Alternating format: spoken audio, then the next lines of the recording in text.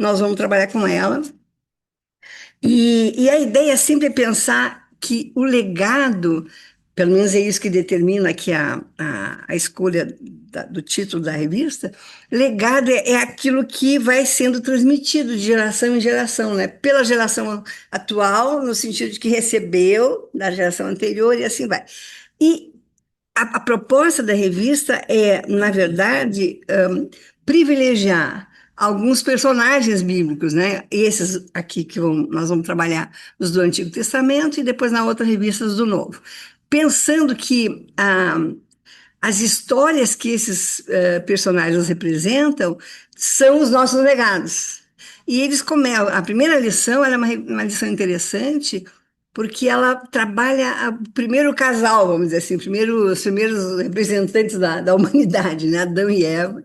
E, e vai, assim, trazendo para a gente os elementos teológicos da nossa fé. Então, assim, com a história de Adão e Eva, a gente vai trabalhar hoje a ideia do amor de Deus, do perdão de Deus, da salvação que Deus oferece em Jesus Cristo, e todo esse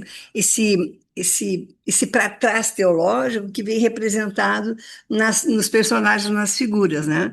Então, assim, olhar para esses personagens é um pouco olhar para a vida da gente mesmo e para as etapas, vamos dizer assim, que a gente vence ou vivencia ou experimenta na experiência cristã, né? Ah, a revista ela vai trabalhar um pouco com esse gênero de biografias. E isso é muito interessante, né? Porque a gente tem muita literatura biográfica. E é gostoso de ler as histórias das pessoas, né? Porque a gente vai se confrontando, né, com as mesmas questões que essas pessoas se confrontaram nas suas vidas e que depois aparecem nas suas biografias. Ah, tem só um elemento interessante na lição de hoje, que assim, são os únicos personagens que efetivamente não são personagens reais. Como assim? Vamos entender, né? As próximas lições vão trabalhar com os profetas e algumas figuras importantes, homens e mulheres. Então, são personagens que historicamente são comprováveis. Viveu lá Débora, viveu Abacuque, viveu Sofonias, viveu, né? São personagens que na história geral não tem grande destaque, mas que na história bíblica tem. Então, são personagens reais. A biografia, ela sempre trabalha com os personagens reais. No nosso caso, dessa revista, dessa lição de hoje, é preciso que a gente entenda isso. Eu lembro que quando fui eu que dei essa lição há vários anos atrás, e eu me lembro que eu forcei bem a ideia assim, de que a gente entendesse que a história de Adão e Eva é um entre inúmeros mitos de criação que a cultura produziu. Como assim? Não é verdade? Então não existiu Adão e Eva? Deve ter existido. Mas o que eu quero dizer é assim, literariamente falando, a ideia era um pouco assim, alguém lá atrás, na história da humanidade, pensou, bom, como é que começou o mundo? Como é que a criação apareceu? Que universo é esse? Que coisa é essa? Da onde é que surgiu o começo dessa história? E aí, em todas as culturas que a gente for, a persa, a babilônica, enfim, a gente podia citar todos os povos da antiguidade, todos eles contêm mitos de criação, quer dizer, modos de contar como é que tudo isso começou a partir da visão daquele povo e da compreensão que ele tinha de realidade. Veja, se os persas vão explicar sobre a criação do mundo, eles vão explicar com os elementos da cultura persa, com os valores da cultura persa. E a mesma coisa os chineses, a mesma coisa, enfim, todos eles, né? É o nosso entorno que aparece na nossa história. Como se a gente hoje fosse escrever a nossa história, nós contaríamos as coisas que estão ao nosso redor, é isso, né? Então, Adão e Eva é talvez um dos mais interessantes mitos de criação, que dão para a gente, humano, para nós humanos, a capacidade de compreender como é que a gente pode dar um começo para a coisa, né? Como é que a coisa começa? Bom, tem um Deus maravilhoso que sonhou um mundo bom, que pensou as pessoas, que criou o paraíso, aquilo que era fundamental para a compreensão do mundo, e até hoje os elementos são os mesmos, né? Então, nesse sentido, é que a história de Adão e Eva não é biográfica, porque não é sobre um Adão e uma Eva real, como sou eu, como é a Cátia, como é o Rui, né? Não é, são figuras idealizadas, tanto que Adão e Eva, na tradução, quer dizer humanidade, né? O homem, enfim. Então, esse é a única coisa que eu diria assim, não atende ao gênero biografia, mas fora isso vão. E as próximas, todas elas são desse jeito, né? Então, o nosso objetivo hoje é, assim, usando esse relato de Adão e de Eva, que aparece então no livro de Gênesis, né? Falar sobre aquilo que a gente entende ser a complexidade e a contradição da vida. Que mundo é esse, né, que tem tudo e ao mesmo tempo às vezes não tem nada, que oferece grandes possibilidades e que ao mesmo tempo muitas vezes nós não aproveitamos essas oportunidades, né? E demonstrar que é exatamente a partir da ação humana, quer dizer, da ação de Adão e Eva, colocados lá na história da criação, que nós vamos conhecer essa tendência e essa noção do pecado humano, né? E da independência da ação humana em relação à ação de Deus. Mais ou menos assim, aquilo que Adão e Eva fazem é tomar uma decisão sobre o que fazer com relação ao tal do fruto da árvore proibida, né? E com isso, usando a sua independência, provavelmente descobrir que era possível viver apartado, separado de Deus, né? Porque Deus, na sua primeira compreensão, segundo o mito, ele pensou: "Bom, pode tudo, estou aqui para segurar a onda de vocês todos, mas aqui não, esse não pode. Há um limite para o poder humano." É mais ou menos isso que a gente subentende da história, não é? E Adão e Eva, no caso, a Eva, né? E aí entra toda uma outra questão sociológica, de que a mulher, né? Enfim, tudo isso que depois vai dar nesses enroscos que a gente vive hoje, não é? É a Eva que tenta, né? Que traz, puxa o Adão para esse espaço de conhecer e de experimentar a negação da vontade de Deus, né? Não, não preciso me submeter inteiramente, né? E aí, ao não se submeter, se instala a história do pecado. E ao se instalar a história do pecado, se instala por tabela a questão do sofrimento humano. O limite do humano surge aqui, né?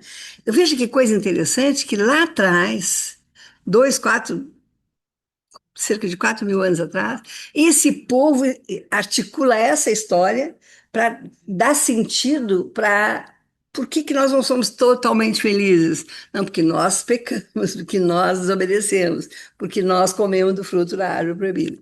Um pouco esse é o contexto. Tá claro até aqui, assim, tá tudo bem? Porque a história do mito, eu espero que não seja nenhum problema para nós. Assim, a gente sabe que a Bíblia é um texto literário, né? De maior qualidade ou de menor qualidade em alguns livros, porque eles não são todos escritos pelos mesmos autores e tal. Agora, esse livro de Gênesis eu acho interessantíssimo pelo sentido que ele vai sendo, que ele vai tomando, né? Pelo tipo de lógica que o texto vai tomando, dizendo, bom, o pecado não é de Deus, o pecado é da escolha humana mal feita ou feita de maneira inadequada. Tá? Até aí tá tudo bem? Então vamos lá. E aí, eu queria começar, assim, por essa afirmativa do objetivo lá. Será que nós somos mesmo, será que o mundo e a vida são mesmo cheios dessas contradições e complexidades? Será que tudo é meio complicado mesmo ou não? A gente está exagerando. Não, está tudo certinho, eu trabalho, tenho meu emprego, tenho meu salário, tenho minha família, tudo funciona na minha vida direitinho. Será que é assim ou tem confusão aí no meio do caminho? Tem confusão, né? Bota confusão, sim. Sempre tem confusão, né? Então, na verdade, eu estava pensando assim, eu vou fazer uma conversa na classe e vou pedir que vocês deem exemplo. E daí, eu estava preparando em casa e parei um pouquinho, porque estava na hora do jornal, do noticiário, e eu parei para olhar o noticiário. Pô, quando eu voltei, digo, eu não vou nem perguntar, né? Assim, não vou nem fazer o exercício, porque assim, é guerra do Irã, é guerra na Rússia, é guerra da Ucrânia, é pai matando filho, é pai batendo em filho, aquela pai que deu um soco, deu um chute na criança, é a Venezuela com terremoto, é o Brasil nessa loucura com os Estados Unidos, enfim. Então, tem confusão, né? A confusão está estabelecida. Está dada a confusão, né? E aí eu pensei, bom, o autor está querendo dizer para nós assim, ó, se a gente não tivesse se negado a respeitar a árvore, nós não precisaríamos estar nessa confusão. Essa é a ideia do livro, né? O pecado entra, a contradição, a complexidade entra, porque nós resolvemos achar que sabíamos e podíamos fazer tudo, né? Muito bem. Bom, ah, texto de Gênesis 3 de 1 a 13, eu queria convidar vocês para dar uma lidinha, quem puder aí. Gênesis 3 de 1 a 13. É o relato mesmo, né, dessa situação do 13, de 1 a... não, é Gênesis 3 de 1 a 13. Quem achar que quiser ler para nós,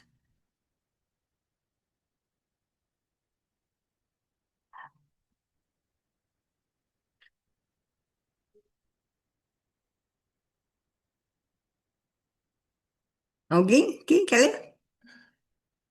Lu, lê para nós?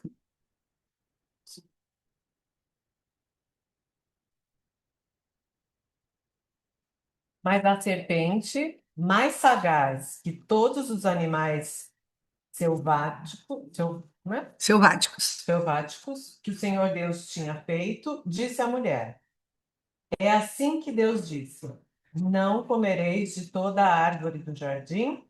Respondeu-lhe a mulher: Do fruto das árvores do jardim podemos comer, mas do fruto da árvore que está no meio do jardim, disse Deus: Dele não comereis, nem tocareis nele, para que não morrais. Então a serpente disse à mulher: É certo que não morrereis, porque Deus sabe que no dia em que dele comeres, se vos abrirão os olhos, e como Deus sereis conhecedores do bem e do mal. Vendo a mulher que a árvore era boa para se comer, agradável aos olhos e árvore desejável para dar entendimento, tomou-lhe do fruto e comeu, e deu também ao marido, e ele comeu. Abriram-se então os olhos de ambos, e percebendo que estavam nus, cozeram folhas de figueira e fizeram cintas para si. Quando ouviram a voz do Senhor Deus, que andava no jardim pela viração dos dias, esconderam-se da presença do Senhor Deus e homens de sua mulher por entre as árvores do jardim. E chamou o Senhor Deus ao homem e lhe perguntou: Onde estás? Ele respondeu: Ouvi a tua voz no jardim e porque estava nu, tive medo e me escondi. Perguntou-lhe Deus: Quem te fez saber que estavas nu? Comeste da árvore que te ordenei que não comesses? Então disse o homem: A mulher que me deste por esposa, ela me deu da árvore e eu comi. Disse o Senhor Deus à mulher: Que é isso que fizeste? Respondeu a mulher: A serpente me enganou e eu comi. Essas frases finais são maravilhosas, né? Não, e é sempre a culpa, eu diria até mais do outro, né? Eu não tenho, olha, eu fiz, né? Mas é o outro, é o outro. Então, essa incapacidade da gente de responder, né?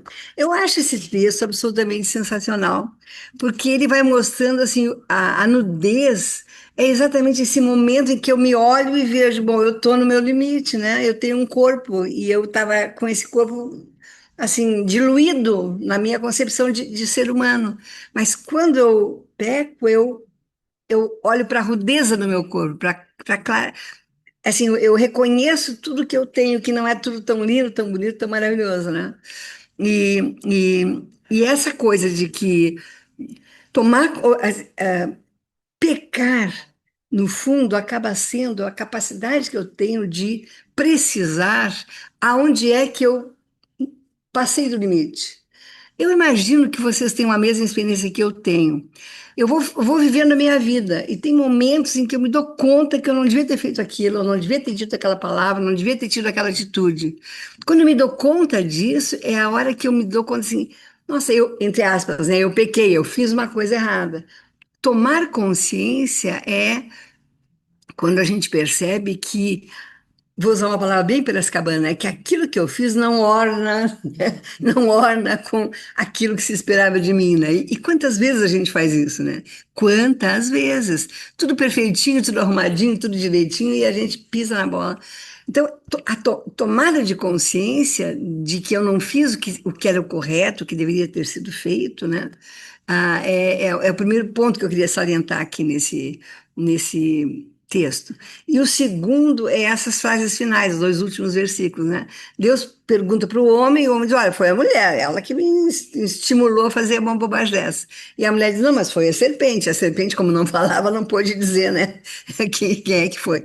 Quer dizer, na verdade, e vejam que isso é tão forte que até hoje a gente identifica a cobra, né, com esse elemento. Aquela é uma cobra linguaruda, aquela não sei o quê. É a demonização, né? O animal demonizado. É muito louco isso. Bom, só para a gente perceber a força que isso tem, né? Então, na verdade, voltando, né? Quer dizer, na concepção da criação, quando o mito se constrói para explicar para a gente como é que tudo isso começou, nessa concepção não está prevista a ideia de sofrimento. Não tá, o paraíso é o paraíso, né? Quando a gente pensa em paraíso, tá tudo funciona, tá tudo certinho. Então, assim, não era para a gente sofrer, não era para a gente ter que trabalhar, não era para a gente ter que. Enfim, todas as coisas que a gente faz que são da ordem do cansaço, do sofrimento e tal, né? A concepção do paraíso é uma concepção assim de resposta a todas as necessidades de bem-estar e de adoração, né? A quem? A Deus que criou todas aquelas coisas. Então, essa é um pouco vai. Então, o que chama atenção nesse texto também É. é que Deus passeava no jardim junto, então era para estar junto, né? Exatamente. Então, essa é a terceira coisa que eu quero salientar, porque quando nós nós somos concebidos unidos com Deus, né? Nós somos parte. E a gente, no Novo Testamento, o Evangelho ainda vai dizer, em alguns momentos, as cartas de Paulo, vão dizer assim, que nós somos centelhas divinas, né? Centelhas de Deus. Nossos hinos dizem muito isso, no sentido de que abrigamos em nós parte desse Deus maravilhoso que nos criou. Mas não podemos dizer que somos da mesma natureza, que nós somos atravessados por uma coisa que se chama pecado, né? Uma coisa que se chama ah, desobediência. Esse é o pano de fundo, vamos dizer assim, para a história teológica da salvação. Porque se não tem sofrimento, não tem necessidade, não tem por que salvar.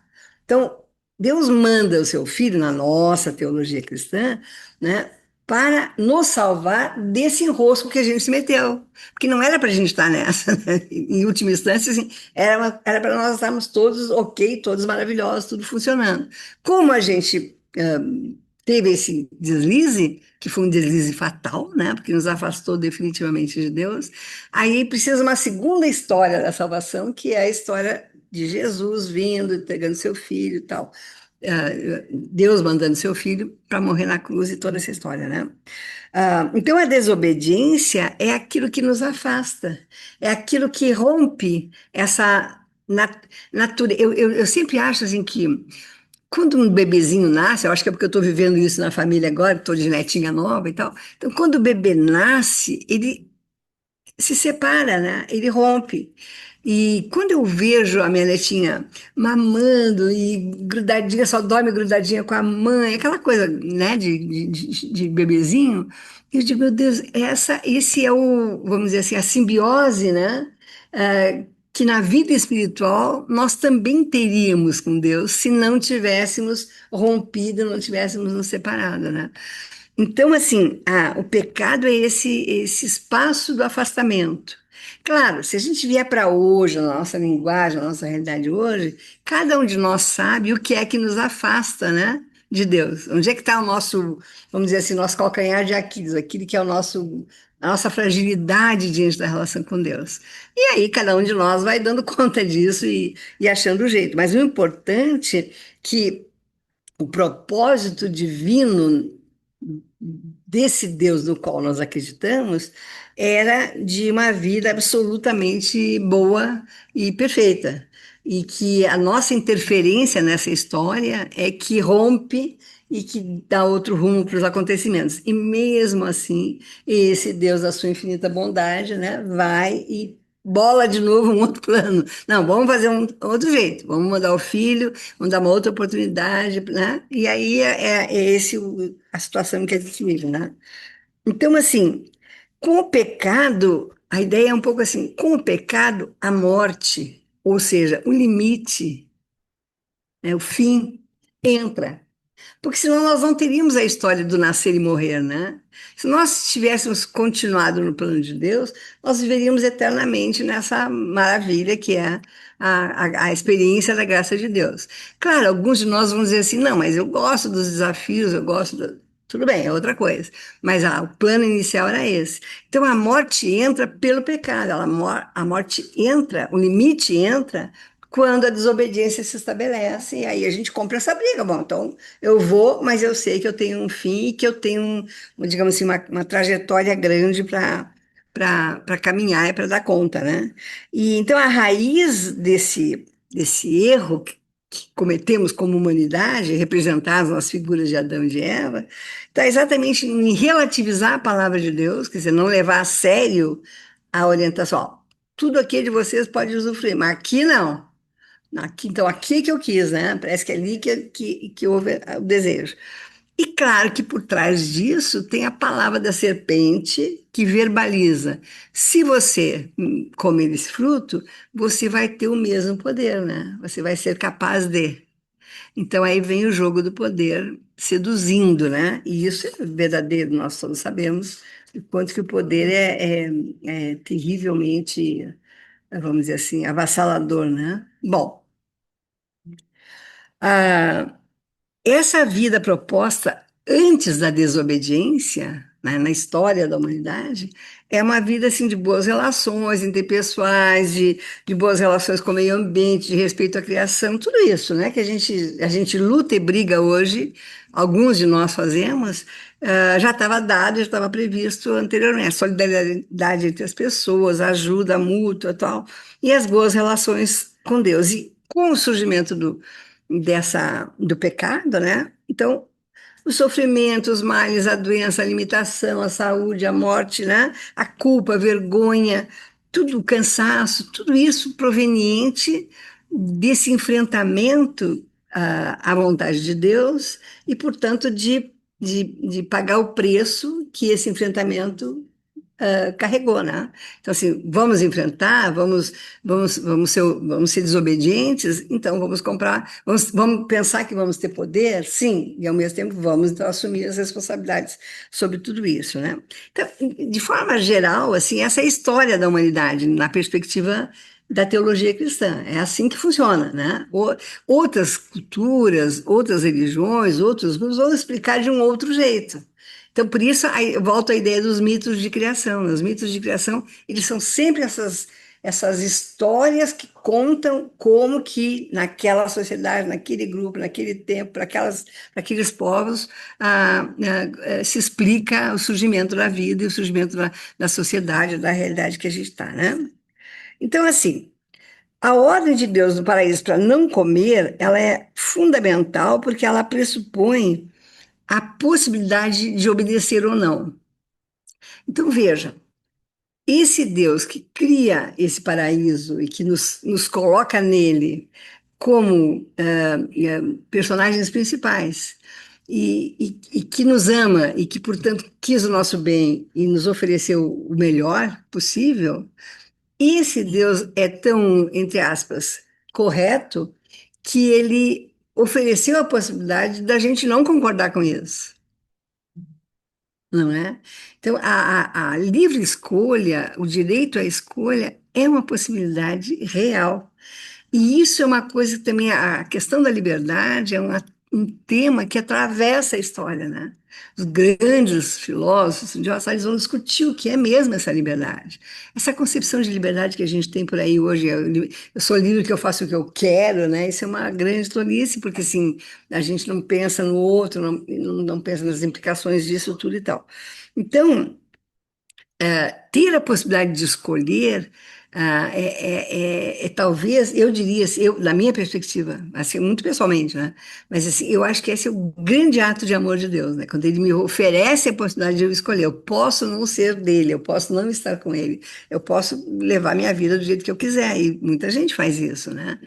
Então, essa possibilidade de um amor que permite a escolha é fascinante, eu acho, porque é um amor maduro, é um amor que realmente pensa no outro, né? Então, ao longo dessa história da criação aí, esse elemento da possibilidade da escolha é um elemento que acompanha, né?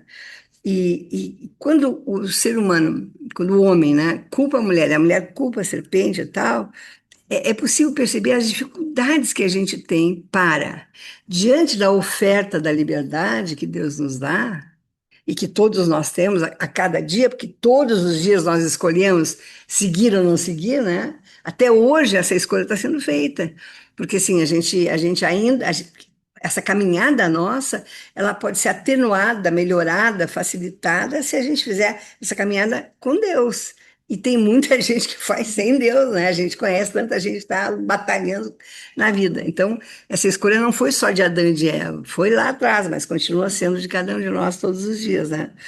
E essa dificuldade de arrependimento é sempre o outro, né? É sempre o outro que é o culpado disso, e isso é muito complicado para gente assumir a autonomia que a gente quer ter. A gente quer ser madura, a gente quer ser livre, a gente quer ser autônomo, a gente quer ser responsável, e na hora de assumir mesmo, a gente dá para trás e diz que é o outro, que é a serpente, que é a mulher e tal, assim por diante, né?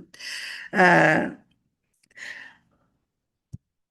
tem um autor que eu não sei se vocês conhecem, que eu gosto demais dele, que é o Marcelo Gleiser. Ele é um físico brasileiro nosso, um pesquisador de alto nível. E a revista até traz aí um texto na internet que é de autoria dele, em que ele comenta quando foi criada a bomba atômica. Você sabe que foi o Oppenheimer, que é um grande engenheiro lá, alemão, que criou a bomba atômica, né? Muito bem. Então ele diz assim que na página 8 aqui da revista, quer ver? Até vou pegar, se vocês têm a revista aí, podem olhar. É na página 8. Ele diz assim, ó, bem no finzinho da segunda coluna, ele diz assim, ó, Robert Oppenheimer, físico nuclear, após presenciar os primeiros testes com a bomba atômica, afirmou: sabíamos que o mundo jamais seria o mesmo depois da bomba atômica, né? Algumas pessoas riam, outras choravam. De repente, os físicos conheceram o pecado. Então, assim, o que que significa isso? Esse é o texto do Marcelo Gleiser falando sobre, né? Assim, a própria ciência vai tão no limite da capacidade humana que ela cria a vida ou a morte, né? Ela cria o absurdo, né? Que é o que a gente vê hoje com esses mísseis, com essas loucuras que aí, cada vez que eu vejo na televisão as imagens desses mísseis desmontando os prédios, os edifícios, as famílias, eu digo, meu Deus, a gente caminhou para construir em séculos e em minutos em segundos a gente destrói, né? Então ele quis dizer assim, ó, que o conhecimento humano, inclusive, ele é alguma coisa com a o qual a gente tem que lidar com respeito, vamos dizer assim, porque a própria inteligência humana pode criar situações, né, de finalização, né? Claro, na história da bomba atômica é a história da soberba, né? Então, assim, foi criado alguma coisa que destrói tudo, a gente sabe, Hiroshima, Nagasaki, toda a história, né, da Segunda Guerra, a loucura que foi isso. Então, assim, ainda hoje temos a serpente, vamos pegar as metáforas, né? Ainda hoje a serpente está ali sempre nos como é que eu vou dizer assim, nos desafiando, né, a irmos ou não irmos. A mesma coisa é a questão da gestação, fora in vitro, todas essas questões éticas, assim, que pegam a humanidade, né? A revista nos remete, nesse contexto, a um- uma compreensão do que o Wesley diz sobre o pecado. E o Wesley vai dizer para nós assim, nos sermões famosos dele, né? Dois sermões a lição cita. Ele vai dizer assim, que o pecado nos afasta da imagem de Deus que existe em nós e que essa imagem de Deus, para a gente não ter dúvidas disso, desse Deus que nos cria e com o qual nós poderíamos estar em absoluta, como é que eu vou dizer, comunhão, né? Que essa imagem de Deus nós se apresenta para a gente sob três pontos de vista. Eu até trouxe aqui esse livro aqui, A Nova Criação, um livro que eu acho que alguns de vocês talvez já tenham conhecido, a gente já trouxe aqui, me lembro que uma vez o bispo Josué também trouxe e tal, e esse livro trabalha essa ideia, e ele diz assim para nós, ó, que o autor, né, que em Wesley a gente enfrenta, encontra essa imagem de Deus em nós sob o aspecto natural. Naturalmente, nós temos a, a imagem de Deus dentro de nós. Ele diz que moralmente nós também temos, e ele vai dizer que politicamente nós também temos. Hoje o pastor disse lá no sermão: não há evangelho que não seja social, né? No sentido do comprometimento com os outros. E aí, aqui ele diz assim, ó, o ser humano não é simples matéria, um torrão de terra, uma massa de barro, sem sentido ou entendimento, mas é um espírito como o seu criador. Nós somos espírito como o nosso criador é espírito, né? Um ser dotado não apenas de sentido e entendimento, capacidade racional das coisas, né, mas também de uma vontade que se manifesta em várias paixões. Para coroar todo o resto, ele foi dotado de liberdade. Veja, nós estamos em comunhão com Deus naturalmente e somos dotados de liberdade, porque Deus é também livre, né? E um poder de direcionar as próprias paixões e ações, uma capacidade de determinar a si mesmo, de escolher o bem e o mal. Então, assim, na imagem natural, segundo Wesley, que é o nosso, a nossa figura aqui de tradução, né, da teologia wesleyana, ele vai dizer assim: nós somos centelhas de Deus, somos um espírito como o nosso Criador, porque nós conseguimos olhar para as coisas do mesmo jeito e entender as coisas do mesmo jeito que Deus pensou as coisas para nós. Nós conseguimos entender o que é o paraíso, nós conseguimos entender o que é o sofrimento, nós conseguimos entender o que é viver com Deus ou viver sem Deus, ligado com Ele ou sem Ele.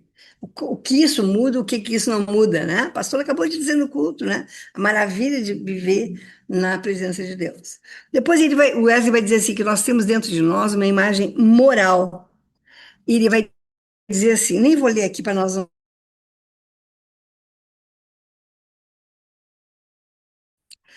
Dentro de nós, nós temos uma imagem moral de Deus que nos ajuda a saber o que é o certo e o que é o errado, o que é o bom e o que é o mal.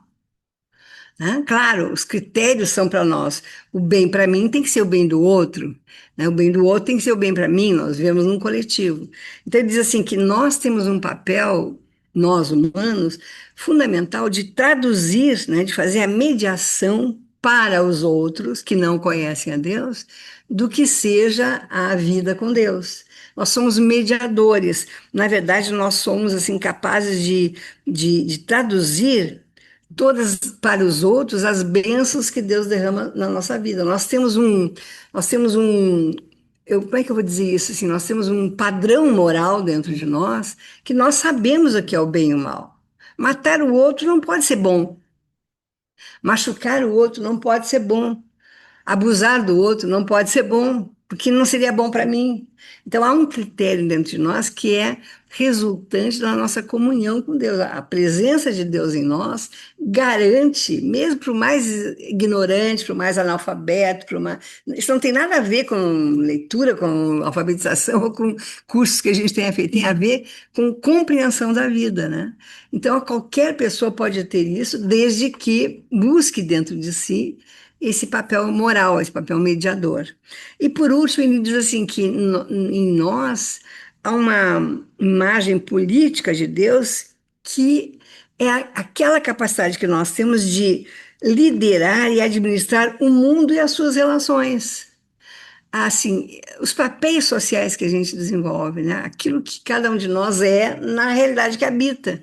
E se eu sou mãe, eu não posso agir como filha. Se eu sou esposa, eu não posso agir como solteira. Enfim, sei lá. Mas assim, nós temos dentro de nós essa capacidade de administrar como se fôssemos mordomos. O papel do mordomo eu acho sensacional, né?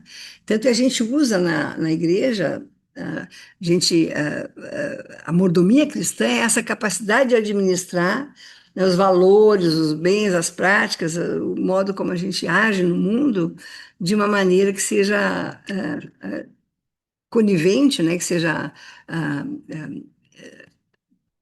assim, denotadora, né, daquilo que há dentro de nós. E essa capacidade política é necessária para a vida em sociedade. Quer dizer, quando a gente não vive só em sociedade, a gente vive sempre em comunidade.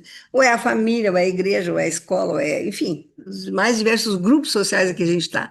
Não tem isolamento, né? Por mais isolado que eu seja, ou que qualquer um de nós possa ser, a gente desce no elevador e bom dia, boa tarde, porque não tem como.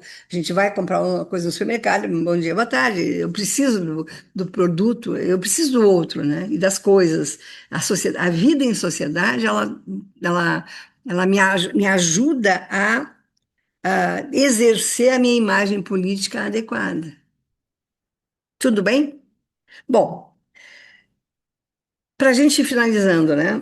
O pecado a compreensão sobre o pecado que a gente tem lá no mito da criação e que se estende até nós, ele gera esse sofrimento e ele, em princípio, nos afasta de Deus, nos afasta desse paraíso, desse lugar onde tudo funciona, onde as coisas estão todas respeitadas e feitas, né? O único caminho, então, para a gente resolver isso é o retorno a Deus, né? Claro, então, errei, desculpa, me perdoa e tal. Então, por isso que eu não sei se todo mundo se dá conta disso, mas assim, toda liturgia, por mais simples que ela seja, ela implica um ato de adoração, implica um ato de confissão e implica um ato de arrependimento. Porque sempre somos devedores, né? Por melhor que sejamos, por mais maravilhosos que a gente possa ser, ter a vida, ó, mas a gente sempre é devedor, historicamente falando, né? Como humanidade, nós temos um pecado que é aquilo que os católicos vão chamar de pecado original. Nosso pecado original é o pecado do nascimento. Nós já nascemos pecadores, né? Para a gente entender um pouco onde é que estão essas coisas, em que lugares estão essas coisas. Então, é necessário para que haja esse retorno, é necessário o arrependimento. O arrependimento é elemento fundamental para a gente poder retomar a conversa, vamos dizer assim. Tô de mal, né? Então, tô de mal. Eu quero estar de bem com a Luciana, porque eu gosto dela, mas eu briguei com ela. Então, vou fazer as pazes com ela. Fazer as pazes é me arrepender e dizer, olha, desculpa, eu errei e tal, não foi legal. Bom, refaz essa relação, né? E o arrependimento é a única condição possível, né? Deus precisa saber de nós, pela nossa vontade, se nós queremos estar com Ele ou não. Porque tem gente que não quer estar, vai, toca a vida. E aí, tudo bem, pagando o preço disso, né? E Adão e Eva, então, são esse exemplo do afastamento de Deus, e Jesus é que é essa possibilidade de retorno, né? Então, só para a gente entender o mito da criação, é fundamental a gente entender o mito da criação para a gente entender o lugar do pecado, e, portanto, o lugar do arrependimento. E diante disso, bom, e agora o que eu faço? Estou perdido no mundo, né? Não estou perdida, porque Deus é tão maravilhoso na sua benevolência que ele resolve de um outro jeito. Então, vou mandar meu filho, e aquele que aceitar e se sentirá salvo e se sentirá justificado, né? Então, a possibilidade de voltar a ele aí é única, e aí por isso que o cristianismo é interessante, porque bom, a única forma de estar de novo em contato com Deus na teologia cristã é aceitando Jesus, né? Então não tem como não aceitar. Aí nessa hora é uma hora complicada para a gente fazer os atos ecumênicos, porque há muitas outras religiões que não vão colocar Jesus nesse lugar. Por exemplo, o Espiritismo vai falar em Jesus, mas não vai colocar Jesus como o único mediador. Então, a gente tem que se dar conta disso. O judaísmo, legal, tudo bem, mas não vai colocar Jesus como o único mediador. Então, assim, aqui tem um diferencial que é interessante. O que não significa que nós não vamos andar de mão dada com os outros também, tá tudo certo. Mas é preciso que a gente saiba desse lugar mais específico, né? Bom, era isso para hoje. E aí, vamos reagir? O que temos para contar? Hoje nós vamos terminar mais cedo, vamos para casa cedo. Olha, são 11 horas, viu? Terminou cedo. Ué, terminou bem cedo, né? Vamos lá, como é que a gente age? Vamos lá, dona Kátia.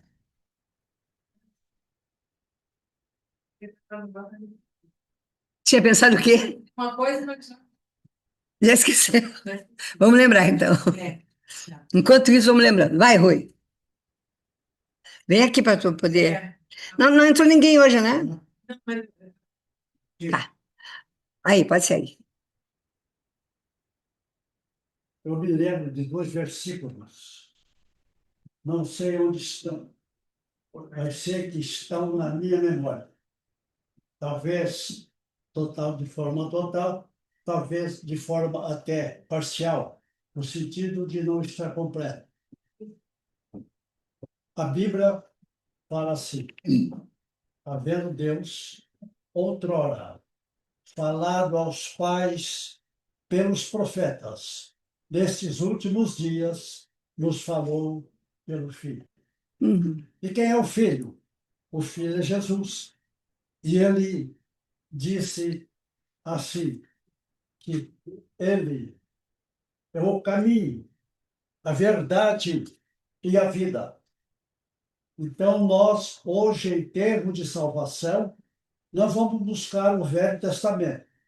Vamos buscar o sim como é parte histórica para nosso conhecimento. Isso. Mas vamos ouvir a palavra de Jesus. Eu sou o caminho, Uhum. a verdade e a vida. Ninguém vê ao Pai, Se não. senão por mim. Maravilha, grande lembrança, Rui. Muito bom.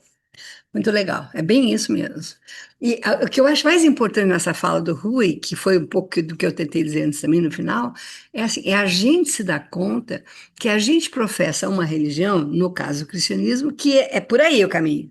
Então a tal frase, eu sou a verdade, o caminho, a verdade e a vida, ela é essa mesmo.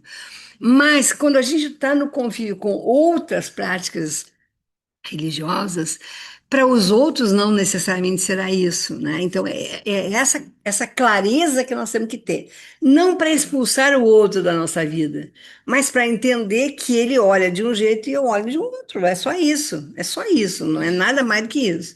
Mas muita gente não tem essa clareza, muita gente não tem essa compreensão com essa amplitude e a gente precisa ter, né? Legal. O que mais? Vamos lá, Lu. quero agradecer, porque foi extraordinária a aula, né? Muito boa, vai fazer pensar muito. Mas também, pensando um pouco no que o Rui falou, a gente, quando lê o Antigo Testamento, o tempo todo ele nos remete a Cristo, É isso né? E mesmo. a gente começa até a entender um pouco mais do Antigo, quando a Aham. gente pensa que Cristo já Tá, já está está ali, ali, já veio, né? já veio ali, né? Aquilo que é uma promessa já se cumpriu no Novo Testamento, É, né?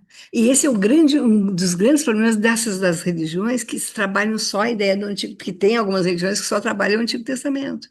Então, assim, quando não reconhece a figura de Jesus, então fica, no caso, o próprio judaísmo, né? O judaísmo que não reconhece Jesus. Então, assim, é uma religião que tem moral, que tem ética, que tem práticas, que, bom, tudo isso que faz parte da vida da gente, mas não tem a resposta, porque não reconhece Jesus como Senhor, não. Legal. Vai. Só dentro do que a Luciana falou.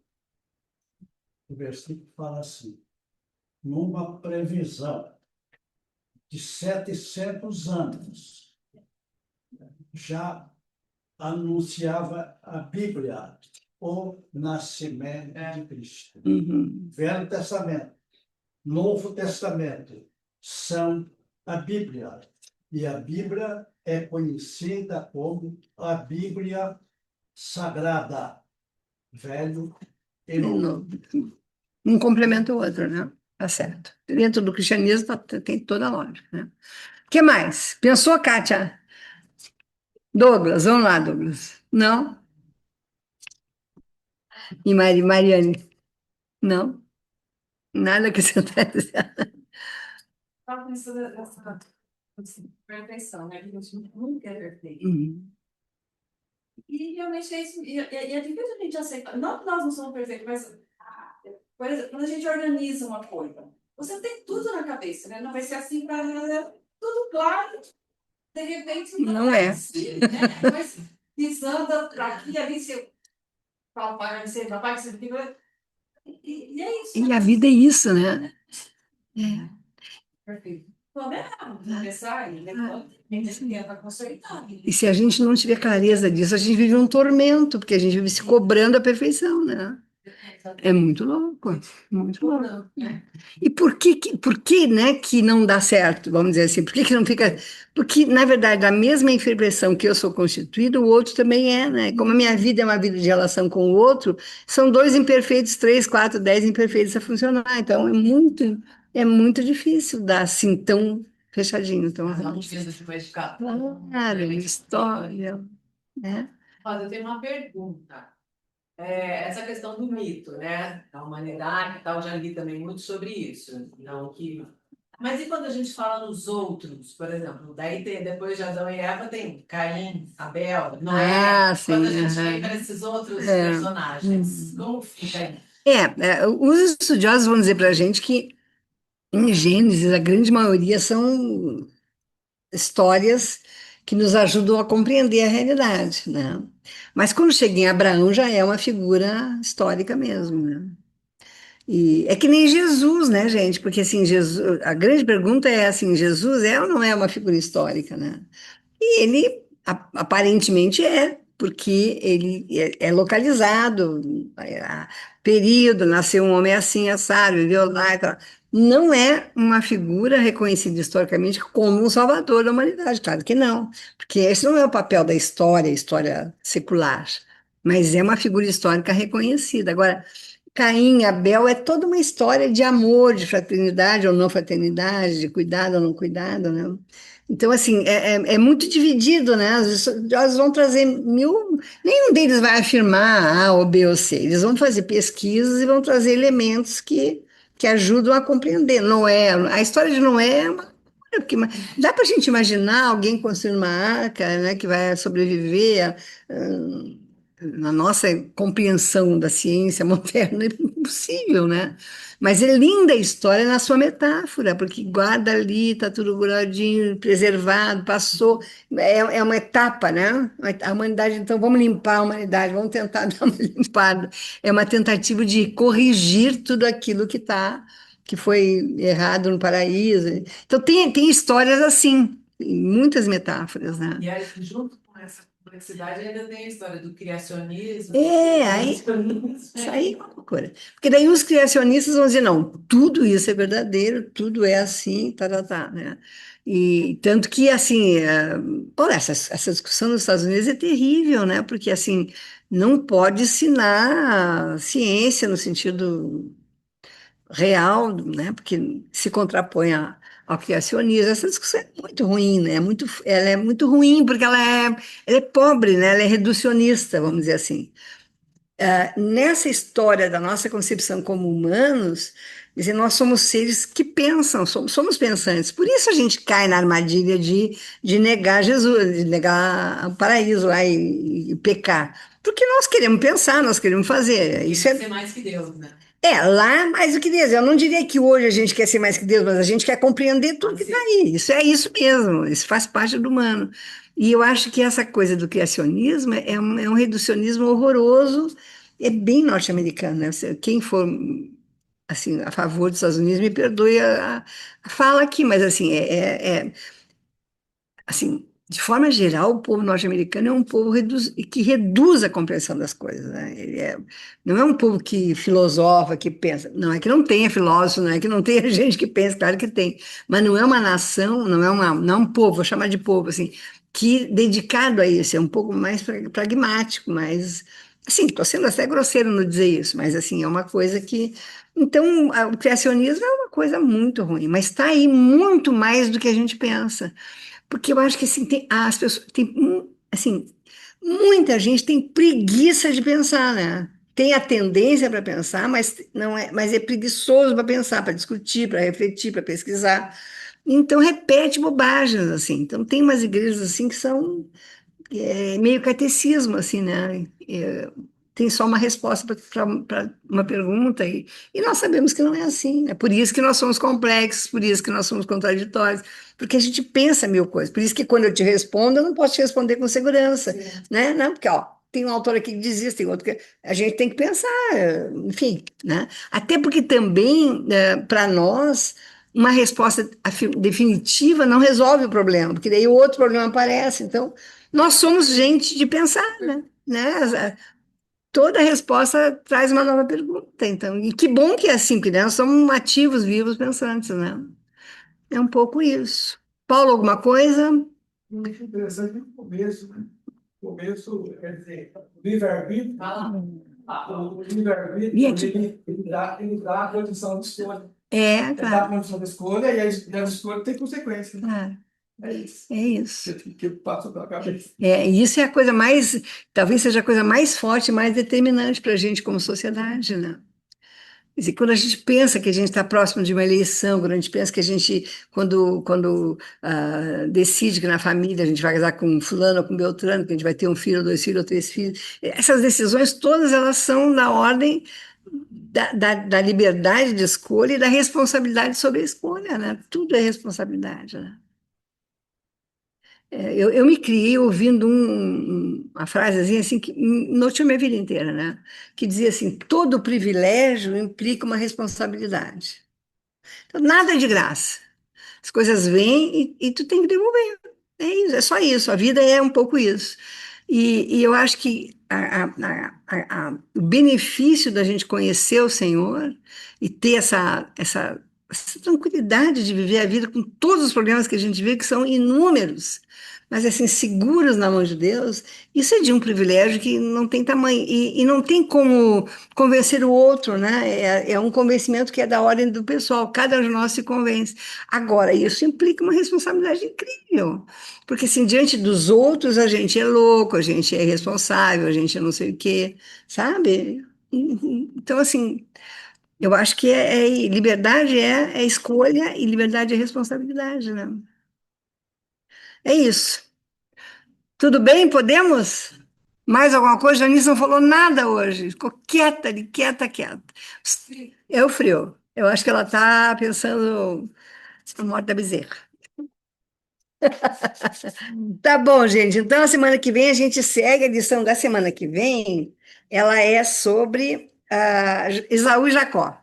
Essa história aqui é muito legal, muito interessante. Esaú e Jacó e nós vamos ver que muitas delas, assim, são essas metáforas sobre a vida que a gente precisa de tempos em tempos retomar, né? Porque a vida da gente vai mudando, a gente vai amadurecendo, vai mudando aqui. E revisar é remetaforizar, né?